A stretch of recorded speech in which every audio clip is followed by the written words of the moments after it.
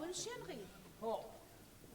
Enha tumor yali gelin bolup törünü geçersin goli. Onsan ol senden korku olur.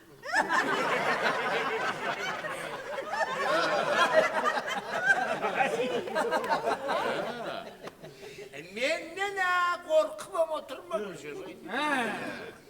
Şu men kaharım gelenine yumruk salmamım onu, şarpık çalmamım.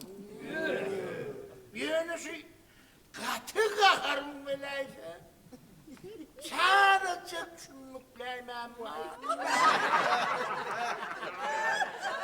Ay közer valla. Bol köz. Nehrem kösara. Canım. Katı çümükleyemez mi? Ay yok la. Sadece.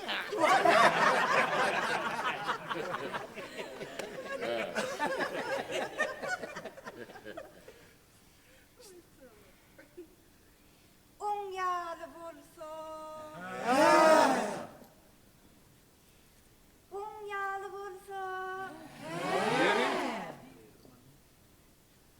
On yağlı bolsa. Rabi.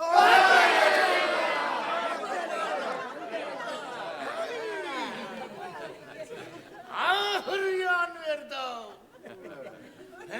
Nedir geçeyim?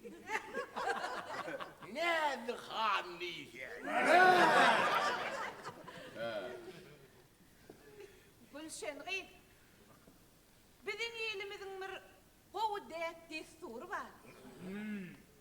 Gelen geline gaynöyünün ödü İslen adını kıp biliyor.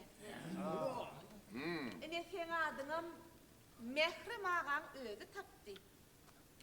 Boyunlu şundan şeyler sen adın Nevlihan olsun. Nevlihan olsun, Nevlihan olsun. Gençler!